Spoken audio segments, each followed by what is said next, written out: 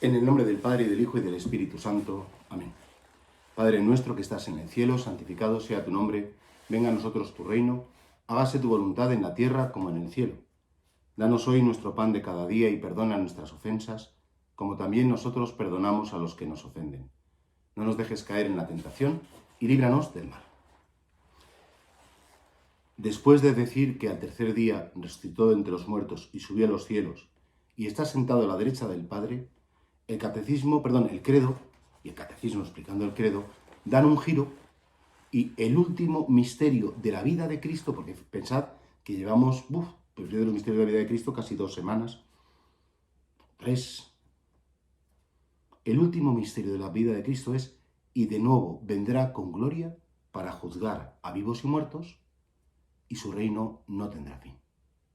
Es decir, Cristo vino una vez, en humildad, en sencillez, y es el misterio que vimos de la Anunciación, la Encarnación, la vida oculta, la vida pública, bueno. Pero Cristo, que ha subido ya al cielo, desde el cielo, y no entendamos el cielo, lo decíamos ayer, como un lugar, una dimensión geográfica, sino se visibilizará otra vez de un modo glorioso, para ya entonces, terminada la historia de los hombres, ya intervenir como juez.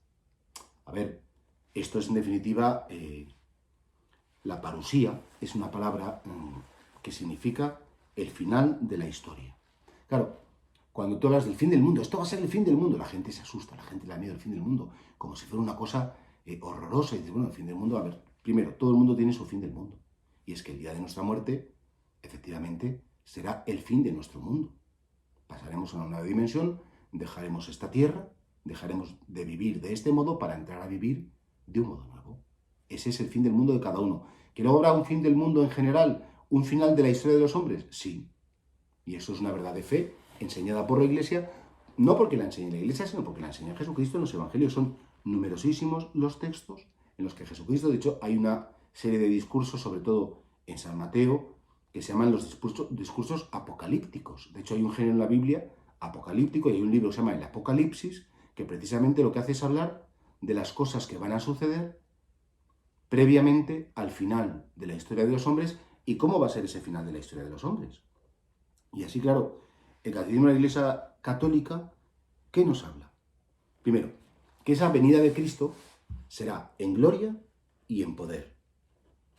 No vendrá con humildad, bueno, el Señor siempre es humilde, pero no vendrá ni escondido, ni en silencio, ni como vino antes, o como ha venido ya, pues capaz de padecer, sometido a la maldad y a la crueldad de los hombres, sino ya Él, que ha sido constituido Señor y Mesías, Él ejecutará esa victoria que ya tuvo en la cruz, la llevará con todas sus consecuencias hasta el final.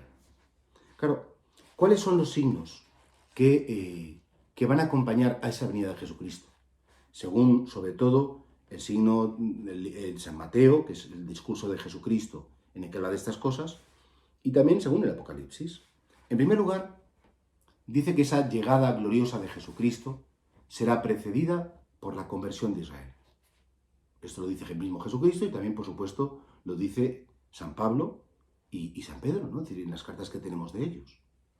En segundo lugar, que la llegada definitiva del Rey de Reyes estará precedida de grandes tentaciones, de grandes tribulaciones y de muchas persecuciones a la Iglesia.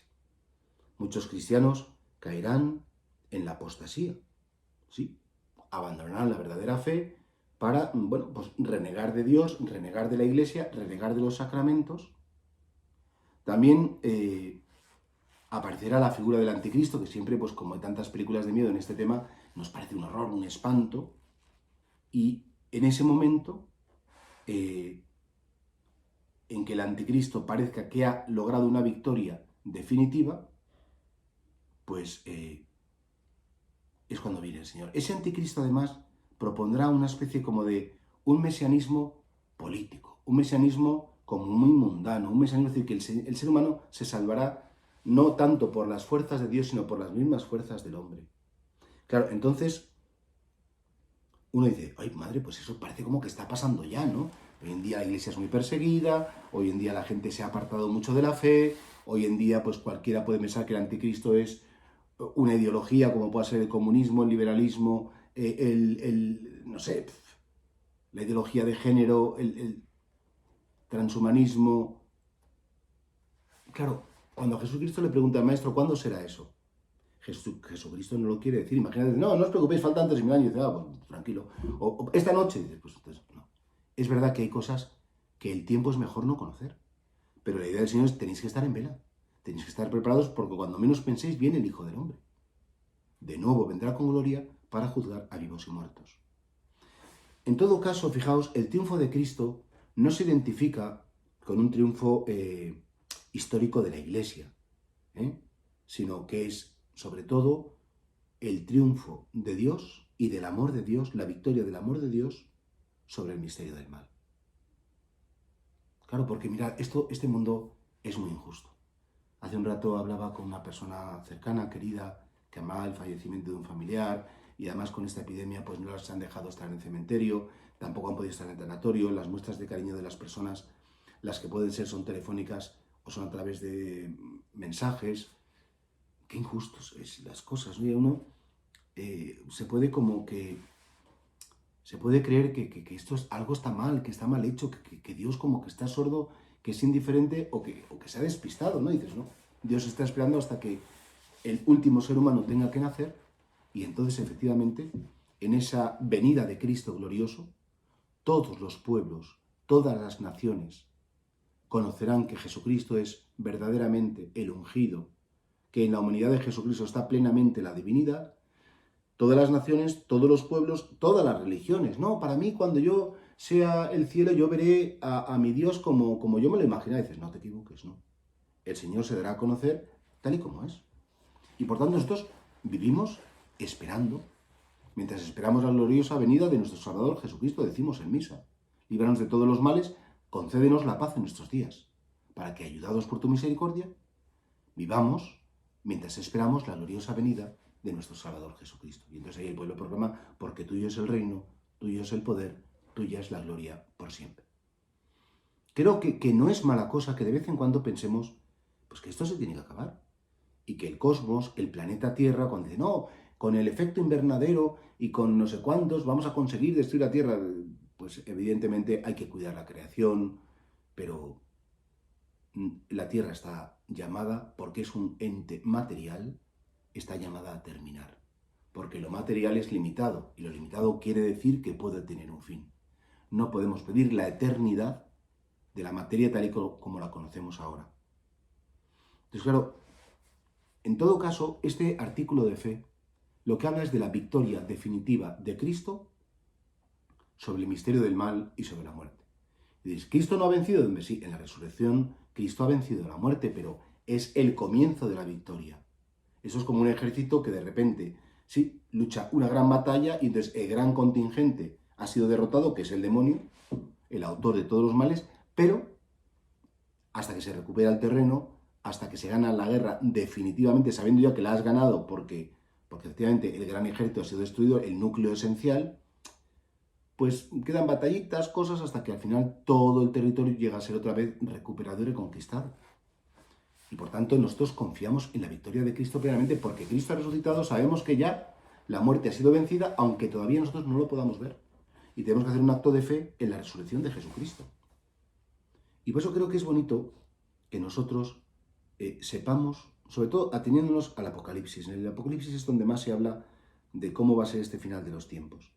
En primer lugar, la victoria de Dios no va a ser una victoria triunfalista, ni una victoria cruel, aplastando a los enemigos, humillándolos, despreciándolos, sino que la victoria será la victoria de la misericordia. La victoria de la gracia, porque en definitiva, Él que no ha venido a condenar, sino a salvar a los pecadores, Él que es la luz, Él no quiere destruir. Y Él, por tanto, sea la victoria de la verdad, la victoria del amor, la victoria de la misericordia. Repito, no es que, joder, qué bien, ya la Iglesia respeta a todo el mundo, y al Papa le hacen la ola, y a los curas los besan las manos por las calles. Es que eso no es lo que queremos. No queremos más prestigio, no queremos más reconocimientos, no queremos que triunfe la misericordia, y que triunfe el amor, y que triunfe la verdad en el hombre, para que el hombre pueda conocer al Salvador y tenga la vida eterna. Es lo único que queremos. Por Por lo tanto, esa victoria del Señor, esa victoria final, repito, el camino no va a ser instaurar por la violencia, instaurar por el éxito, instaurar por un marketing maravilloso que hemos hecho, instaurar la presencia de Cristo en los corazones. Esas victorias, además, siempre tienen que nacer de la afirmación de la verdad. Yo soy camino, yo soy verdad y yo soy vida. Es curioso además porque enseña el Apocalipsis y enseña la Sagrada Escritura que no van a ser los superhombres, los que luchando como campeones poderosos, con muchos medios, con mucha inteligencia, con muchos recursos lingüísticos, económicos, son los que van a prevalecer. No, Cristo vence el mundo a través de personas débiles, a través de los pobres, a través de la gente que permanece en la humildad. Si Cristo, fijaos, la victoria de Cristo se produjo porque Él supo morir con humildad en la cruz, también nosotros, que queremos cooperar en esa victoria final de Cristo, tendremos que saber que nuestra cooperación va a ser por la cruz. He leído una biografía de San Juan Pablo II que cuando él estuvo una vez con un grupo de seminaristas, le dijeron, entonces no era papa, era obispo, señor obispo, ¿usted por qué se hizo sacerdote?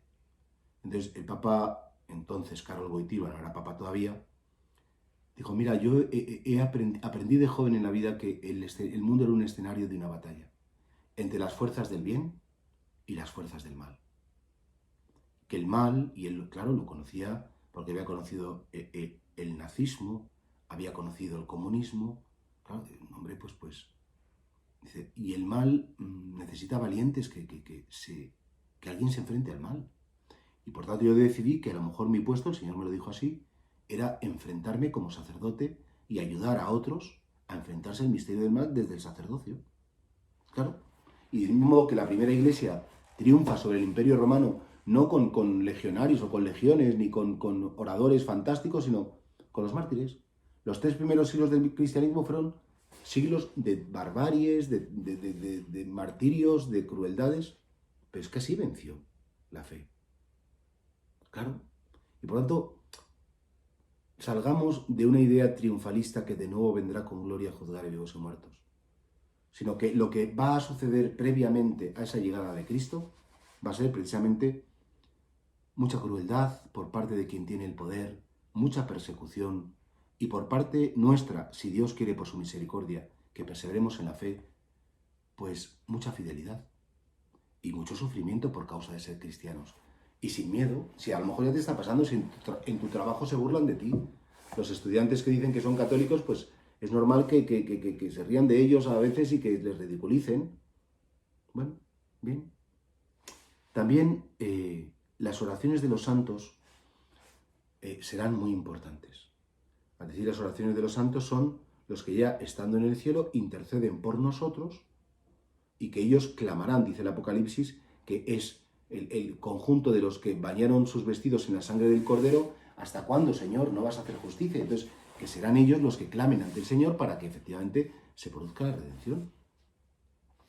Sí, es así, y en este sentido, acogernos a la intercesión de los santos hará posible esa llegada de Cristo en gloria. Y al final, en definitiva, es una llamada, este artículo de fe y estos signos de nuevo vendrá con gloria para juzgar a vivos y muertos. No olvidemos que la gloria de Cristo fue su cruz. Y nosotros, asociados a su gloria, asociados por tanto a su cruz, tendremos que estar preparados para esa venida de Cristo, viviendo la cruz de Cristo y manteniendo firme nuestra fe en la cruz de Cristo. Pues es lo que cabe esperar de nosotros. Va a ser una generación de mártires que derramarán, no sé si su sangre, en algunos casos sí, pero perderán no la sangre, el prestigio, el dinero, el bienestar, las comodidades. En definitiva, personas que estén dispuestas a renunciar por Cristo a lo que haga falta. No, pues está muy cerca el fin del mundo, pues entonces si resulta que tú crees que está muy cerca el fin del mundo, pues hombre, pues prepárate. Pregúntate si eres fiel a la enseñanza de la Iglesia, pregúntate si vives los sacramentos con gratitud, pregúntate si no te avergüenzas del Señor, pregúntate si el Señor es lo primero en tu vida o antepones otras cosas, si realmente tú estás en esa parte de la humanidad en la que te alegrarás por la venida de Cristo.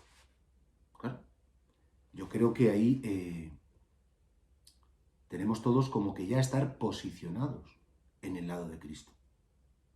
Que sí, que habrá señales, dice el Señor, por ejemplo, en el Evangelio de San Lucas, dice literalmente, habrá señales en el sol, en la luna y en las estrellas, y sobre la tierra, perturbación de las naciones, aterradas por el bramido del mar, exhalando los hombres sus almas por el terror y el ansia de lo que les viene sobre la tierra, pues las columnas de los cielos se conmoverán.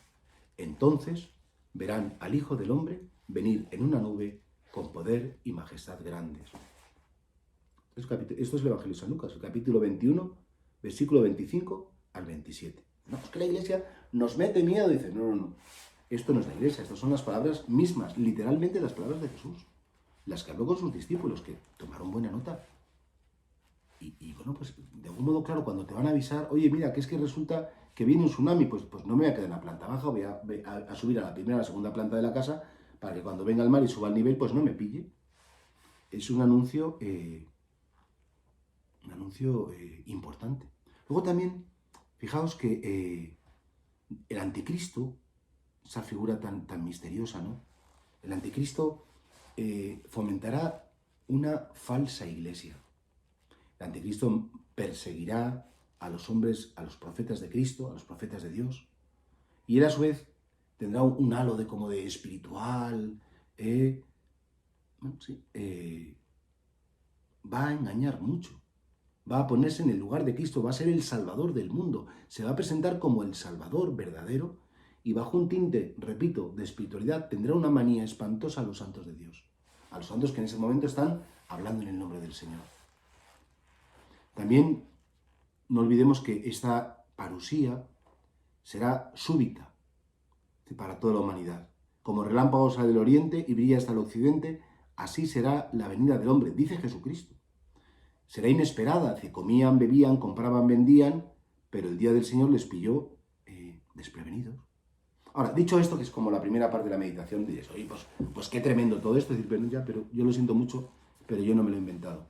Esto es una cosa del Señor, es una cosa de los cristianos y lo hemos creído siempre. Ahora, dicho lo cual, ¿qué sucederá en ese momento? Pues mirad, es una verdad de fe, y ahora también la veremos un poquito más adelante, que en ese momento todos los muertos serán llamados a la vida, se producirá esa resurrección última y universal de la carne, el juez, el único juez, el mediador entre Dios y los hombres, el amigo de los hombres, el que ama a los hombres, el que ama la verdad, el que ama la bondad, el que ama la belleza, sí, nos juzgaréis, seremos juzgados, lo decía San Juan de la Cruz, al atardecer te juzgarán del amor. Y por lo tanto, tú no tengas miedo. Tú has buscado a Dios. No, es que tengo muchos pecados. Y dices, no, pues ya el mero hecho que lo digas significa que los reconoces como tales y que estás arrepentido. Y yo creo que va a ser un momento tan maravilloso. Un momento en el que el Señor dirá, y lo dice el Apocalipsis literalmente, y el Señor dijo, he aquí que hago nuevas todas las cosas. No habrá más llanto, más luto, más dolor. Porque el primer mundo ha pasado. El primer mundo ha pasado y he aquí que hago nuevas todas las cosas. Y por tanto, ¿cuál es la idea de todo esto? Vigilad, orad, mirad al cielo, tened el corazón en las cosas de arriba. De hecho, en la carta a los Colosenses, San Pablo decía, buscad las cosas de arriba donde está Cristo, sentado a la derecha del Padre. Pensad en las cosas de arriba y no tanto en las de la tierra. Y el cura de Ars decía, hijos míos, considerad que el tesoro del hombre no está en la tierra, está en el cielo. Nuestro pensamiento tiene que estar allí orientado hacia donde está nuestro tesoro. Fijaos que cuál es el final de la vida, cuál es la meta de la vida, ¿para qué estamos aquí? Para poder reinar con Cristo eternamente. Y por tanto, a mí me gustaría compartir con vosotros, como ya la última parte de esta meditación, de esta enseñanza, de esta verdad de fe. De nuevo vendrá con gloria para juzgar a vivos y muertos, y su reino no tendrá fin. Es que por fin se cumplirá el proyecto para el cual Dios llamó a la existencia a la humanidad. Dios no nos llamó para sufrir. Dios no nos hizo existir para ser probados y para pasar una cruz terrible y así en la cruz poder demostrar nada. O sea, a Dios no tenemos nada que demostrar. No tenemos nada que demostrar. ¿Os acordáis la enseñanza que hubo el otro día de la justificación? Dios me conoce, sabe cómo soy, conoce mis debilidades. Dios nos llamó a la vida para que con nuestra libertad le dijéramos sí, que desde nuestra pobreza y sobre todo como consecuencia del pecado, hiciéramos una elección. Señor, te elijo a ti. ¿Quién se va a salvar? ¿Serán muchos los que se salven? Le preguntaron una vez al Señor los apóstoles, Maestro, ¿serán muchos los que se salven? Y Jesucristo, en vez de decir sí o no, sí, muchísimos. ¡Ay, qué bien, qué tranquilidad! No, poquísimos, qué horror. Dijo, esforzaos por entrar a través de la puerta estrecha, porque ancho es el camino de la perdición, pero estrecho es el camino de los que buscan la salvación. ¿Y qué significa la puerta estrecha? Pues significa la puerta por la que las cosas no son tan fáciles, donde realmente te enfrentas a la vida y no huyes de ella, donde sacas lo mejor de ti y lo pones a disposición de los demás. La puerta de la salvación es la puerta de la comodidad, del bienestar, no tener nunca problemas, qué bonito es todo. Ese no es el camino que nos lleva a la salvación. Dirás, no, entonces hay que flagelarse y sufrir mucho. Bueno, después del pecado original, el sufrimiento es el espacio habitual del ser humano. Después del pecado original, el sufrimiento, la tribulación, la lucha, por desgracia, y no querido por Dios, es la dimensión donde demostramos realmente quiénes somos. El plan original de Dios no era el sufrimiento. Nos hizo capaces de sufrir, pero no nos hizo para sufrir. Como igual que tú dices, oye, he hecho una cosa que es capaz de flotar. ¿Un violín es capaz de flotar? Sí, porque es de madera, pero no está hecho para flotar. Al cabo de un tiempo, pues si está mucho tiempo en el agua, se hunde. Y el ser humano, efectivamente, aunque es capaz de sufrir, no está hecho para sufrir. La razón de nuestra vida no es el sufrimiento. El motivo por el que estamos aquí no es ese. Ahora, es verdad que existe. Y es verdad que en esa tribulación, en esa lucha, en ese sufrimiento, pues tenemos que decir quiénes somos. Tenemos que hacer una elección y por eso los que estén del lado de Cristo. ¿Y quiénes son los que están del lado de Cristo? Los bautizados, los que van a misa. Y dices, mira, los que están del lado de Cristo son los que viven en la verdad y en el amor. Decía la Iglesia, siempre ha enseñado la Iglesia que hay 3 tipos de bautismo. El bautismo sacramental, que es el que hemos recibido todos y a través del cual se nos da un conocimiento de la salvación de Cristo. Bien. Aún así, el bautismo sacramental no te garantiza absolutamente tu salvación.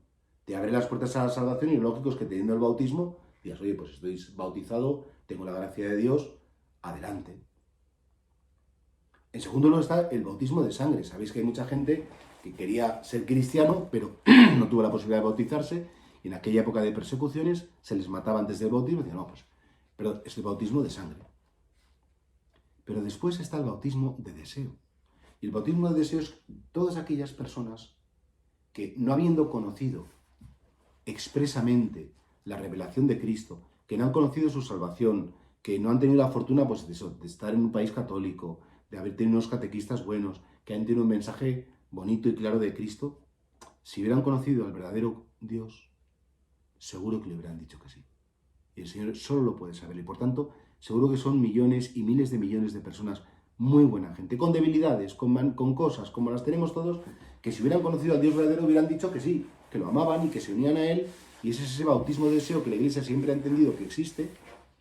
Y ese que porque esperamos que por la misericordia de Dios y no por los méritos de los hombres, serán millones y millones de personas. Dice Juan, el evangelista Juan, cuando escribe el libro de Apocalipsis, yo, Juan, vi una muchedumbre inmensa que nadie podría contar, de toda lengua, pueblo, raza y nación. No dice de toda religión, ¿eh? No dice de toda religión. De toda lengua, pueblo, raza y nación, que aclamaban al Cordero. Juan vio este momento. Juan puede escribir el Apocalipsis porque le fue concedido ver lo que iba a pasar antes de la venida de Cristo y lo que iba a pasar con la venida de Cristo. El Señor se lo hizo ver para que, de forma misteriosa, sí, porque es verdad que el lenguaje del Apocalipsis es un lenguaje encriptado, es un lenguaje muy simbólico, no somos capaces, es un lenguaje, vamos a llamar, velado, con un velo para no entenderlo todo con claridad absoluta, pero sí intuir y ver la verdad que hay detrás. Pero al apóstol Juan se le concedió ver la llegada de Cristo, lo que pasó antes y lo que iba a pasar después. Yo, Juan, vi un cielo nuevo y una tierra nueva. Yo, Juan, escuché una voz que decía, dichosos los que mueren en el Señor, sí, dichosos porque sus obras les acompañan. Claro, esta revelación que cuando la proclamamos en la iglesia decimos palabra de Dios, te alabamos Señor, pues nosotros es algo absolutamente cierto. En definitiva, a mí me parece que esta idea, esta verdad de fe vendrá con gloria para juzgarnos y instaurar un reino que no tenga fin. Mirad, es como la última esperanza. Señor, el final de la película lo escribes tú. No van a ganar los malos, no van a ganar los que tiran más bombas, no van a ganar los que tienen más dinero aplastando o a merced de aplastar a los que no lo tienen, no van a ganar los sinvergüenzas, los mentirosos, los abusones. Va a ganar la verdad, va a ganar el amor, va a ganar la gente buena y sencilla que, asociados a Cristo, consciente o inconscientemente, han vivido en clave de amor, han vivido en clave de entrega, han hecho un mundo más luminoso, un mundo más bello, un mundo mejor, han cooperado a la creación con un ejercicio de su libertad, uniéndose a la causa de Cristo. A veces sin saberlo. San Juan decía: hijos, amémonos unos a otros, porque todo el que ha nacido de Dios, todo el que ama, ha nacido de Dios, porque Dios es amor. Quien no ama, no ha nacido de Dios. Fijaos qué frase tan bonita dice el apóstol Juan en una carta, no en el Evangelio, en Apocalipsis, en una de las cartas que le escribe, la primera carta, el capítulo 4. Todo el que ama ha nacido de Dios. Es decir, todo movimiento de amor humano, de amor verdadero, de amor limpio, de amor de entrega, de amor de verdad, tiene su origen en Dios. Y eso es lo que va a triunfar. Y por tanto, no, pues qué miedo, el fin del mundo, qué horror, nos has hablado del anticristo, del pánico, de las mentiras, de las guerras, de las persecuciones, de los mártires. Sí, porque no nos podemos engañar, si es que esto lo ha dicho Jesucristo. Ya me gustaría que esto no pasara y que el Señor dijera directamente: los chicos, que vengo sin ninguna dificultad, tranquilos, que voy a volver y todo va a estar bien. Sí, al final todo va a estar bien, pero para que esté bien primero va a estar mal. Y tenemos que estar preparados. Y la Iglesia, en este sentido, no podemos los pastores ser cobardes y no predicar estas cosas, porque forman parte del credo. Y para cada uno, repito, tendremos nuestra propia parusía, nuestro propio fin del mundo. No hace falta que todo esto nos pase. ¿Y esto pasará cuando yo viva? Pues si pasa es que ya me está pasando. La Iglesia ya está siendo perseguida. Anticristo ha habido en la historia muchísimos. Decía San Juan que el anticristo ya está entre nosotros. Porque yo a veces tengo la impresión como que hay un anticristo para cada generación. Que cada generación de cristianos tiene que vivir con un anticristo, porque la Iglesia siempre ha sido perseguida. Siempre ha querido ser destruida. Y los santos siempre han sido calumniados, maltratados, hasta incluso dentro de la misma Iglesia. Y por tanto esto no es nada nuevo. No, qué horror nada, lo de siempre. Pero es verdad que esto terminará. Esta situación de tribulación, de inseguridad, de miedo, nos dice el Señor como verdad de fe, todo se terminará. Veréis venir al Hijo del Hombre entre las nubes del cielo, y entonces sabréis que en ese momento se ha terminado ya. Se terminó la injusticia, se terminó pues tanta mentira que nos están contando, tanta corrupción, tanto dolor que a veces tenemos que experimentar en nuestro corazón por causa de aquellos que se han unido al misterio del mal, al ejército del mal, que son siervos de Satanás sin ellos ser conscientes. Y claro, ahí pues es buena cosa que tengamos esto: Señor, en ti está mi esperanza. El día que tú vengas a juzgarnos, el día que tú vengas como juez de toda la humanidad, me supongo que me pillará muerto y me llamarás a la resurrección de la vida y será el juicio universal. Señor, yo diré: confío en tu misericordia. Nada más, no tengo más que decir, porque mis obras, pues una birria. Cosas importantes no he hecho casi ninguna. Lo más importante que me ha podido pasar en mi vida, Señor, es que te he conocido, que te he querido amar, que te he querido seguir. No lo he hecho muy bien, pero solo con decir en ese momento: Señor, tú eres lo más importante y lo más grande que me ha pasado en mi vida, yo sé que eso será más que suficiente para que la misericordia del Señor pueda venir sobre mí. Reconoceré mis pecados, pediré perdón como lo estoy haciendo ahora, porque qué difícil es que yo lo haga entonces si no lo puedo hacer ahora. Y reconocidos mis pecados, me abandonaré a tu misericordia y diré lo que he dicho aquí en la tierra: corazón de Jesús, sagrado corazón de Jesús, en ti confío. Dios te salve María, llena eres de gracia, el Señor es contigo. Bendita tú eres entre todas las mujeres y bendito es el fruto de tu vientre Jesús. Santa María, Madre de Dios, ruega por nosotros pecadores, ahora y en la hora de nuestra muerte. Amén.